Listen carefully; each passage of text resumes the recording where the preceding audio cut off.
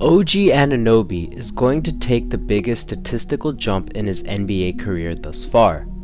I know it is still the preseason, but the Sixers played every single starter this time around, and OG's production really didn't drop.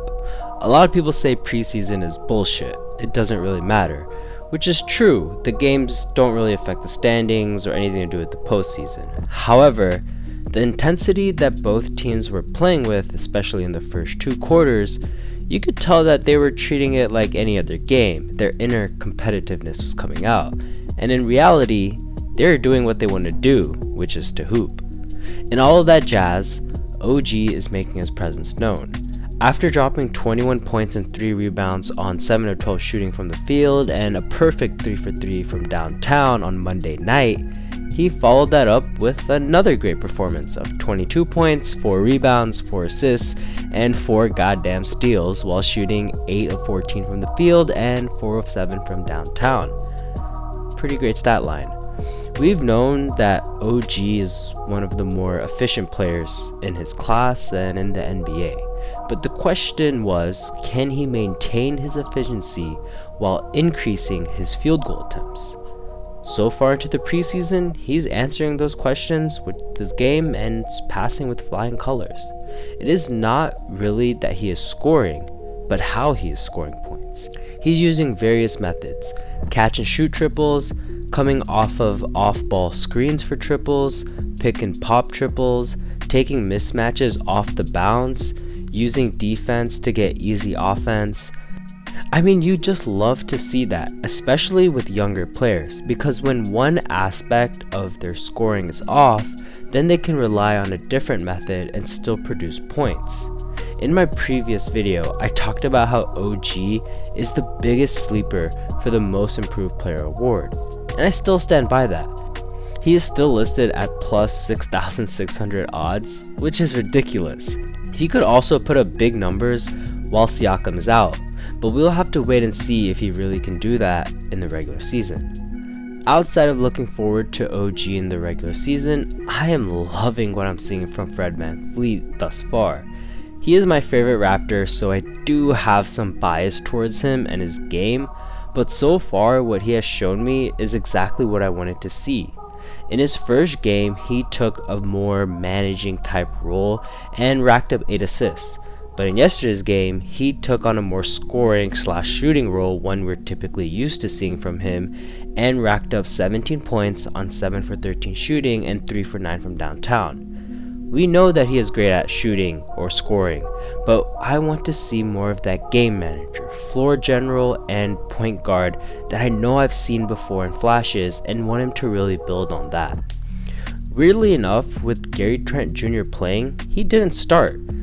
Instead, Goran Dragic was starting next to FVV, and while I do enjoy seeing them together, what I enjoyed the most was actually Malachi Flynn getting some more minutes. I still like his game, and believe he has a future with this team despite not meeting the measurement requirements. He scored 13 points on 4 from 8 shooting and 3 for 5 from the 3.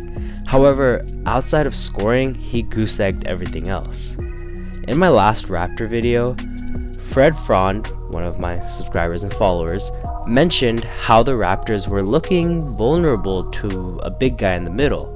At first, I did not think much of it, but it made sense the more I started thinking about it, considering they don't really have a player that is built like a Joel, built like a Jokic, just a simple big guy who has a nice stature to him.